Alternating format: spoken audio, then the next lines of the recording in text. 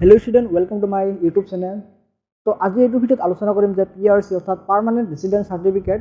তো তোমালোকৰ স্কুলৰ কাৰণে পিআৰসি লাগিব না নাই, তো বহুতে মোক কমেন্ট কৰি আছিল। তো এইটোৰ কাৰণে মই এটা ভিডিও বনালো। তো এইটো ভিডিওতে আপোনালোকক জনাই দিম যে আপোনালোকৰ পিআৰসি লাগিব না নাই, অৰ্থাৎ পাৰ্মানেন্ট ৰেসিডেন্স সাৰ্টিফিকেট লাগিলে আপোনালোকে কেনেকৈ আবেদন কৰিব। লগতে এইটো আমি আপোনালোকক দেখাই দিম কি কি ডকুমেণ্টছৰ প্ৰয়োজন হ'ব, কেনেকৈ আবেদন কৰিব।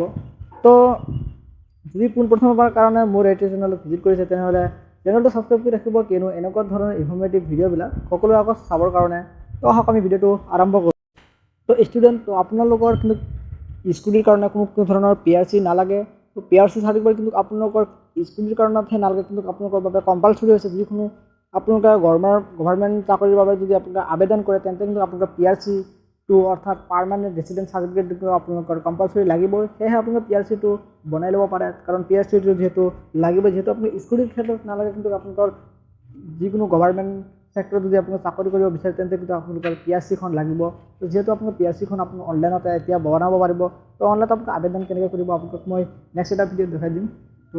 তো পিআৰসিৰ কাৰণে কি কি ডকুমেণ্টছ লাগিব, তো মই স্ক্ৰীনত দি থৈছোঁ এইটো লিষ্টত। আপোনালোকে এইটো লিষ্টত যিকেইটা ডকুমেণ্টছ আছে সেইকেইটা ডকুমেণ্টছ আপোনালোকে ৰেডি কৰি আপোনালোকে অনলাইন আবেদন কৰিব। আৰু পিছত আপোনালোকে কিন্তু পুলিচ ষ্টেচনৰ পৰা আপোনালোকৰ ভেৰিফিকেশ্যনৰ কাৰণে কিন্তু আপোনালোকক ফোন কৰি মাতিব। মতাৰ পিছত কিন্তু আপোনালোকৰ ভেৰিফিকেশ্যন হোৱাৰ লগে লগে কিন্তু আপোনালোকৰ এই পিআৰসি অৰ্থাৎ পাৰ্মানেণ্ট ৰেচিডেন্স সাৰ্টিফিকেটখন কিন্তু আপোনালোকে পাই যাব। তো এই ডকুমেণ্টছ কিন্তু আপোনালোকে ইয়াত চাই লওক। তাৰপিছত এতিয়া হ'ল নেক্সট আপোনাৰ লাৰ্ণাৰ লাইচেঞ্চ। যিহেতু আপুনি স্কুলৰ কাৰণে লাৰ্ণাৰ লাইচেঞ্চখন আপোনালোকে লাগিব। তো আপোনালোকে লাৰ্ণাৰ লাইচেঞ্চখন আপোনালোকে কেনেকৈ আবেদন কৰিব।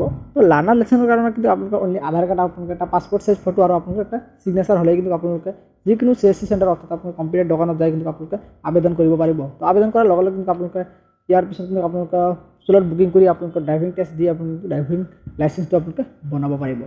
তো আৰু যিসকলৰ মেৰিট লিষ্টত নাম আহিছে কিন্তু নাম অহাৰ লগে লগে কিন্তু তেওঁলোকৰ মোবাইল নাম্বাৰটো ভুল হৈ আছে, তেওঁলোকৰ কি হ'ব তেতিয়া, তেওঁলোকে যে এতিয়ালৈকে ঠিক কৰি লোৱা নাই, তেওঁলোকে কিন্তু প্ৰব্লেম হ'ব পাৰে। কিন্তু কিয়নো যেতিয়া ভেৰিফিকেশ্যন আৰম্ভ হ'ব, যিহেতু অক্টোবৰ মাহতে ভেৰিফিকেশ্যনটো আৰম্ভ হ'ব, অক্টোবৰ মাহতে অৰ্থাৎ অক্টোবৰ মাহৰ লাষ্টত ভেৰিফিকেশ্যনটো আৰম্ভ হ'ব।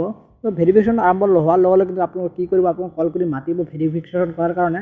তো তেতিয়া কিন্তু আপোনালোকৰ যদি মোবাইল নাম্বাৰটো ভুল হৈ থাকে তেন্তে কিন্তু আপোনালোকক বহুতো প্ৰব্লেম হ'ব পাৰে, যদিও আপোনালোকে ঠিক কৰি লোৱা নাই। কাৰণ ফোন কৰি মাৰিব, যদি ফোন নালাগে তেন্তে আপোনালোকৰ বহুতো প্ৰব্লেম হ'ব পাৰে। যিহেতু আপুনি নৱেম্বৰ মাহতে স্কুটি প্ৰদান কৰিবই, তো অক্টোবৰ মাহৰ শেষতে অৰ্থাৎ অক্টোবৰ মাহতে আপোনালোকৰ কিন্তু ভেৰিফিকেশ্যনটো আৰম্ভ হ'ব। তো নৱেম্বৰ মাহতে কিন্তু আপোনালোকে স্কুটি লাভ কৰিব।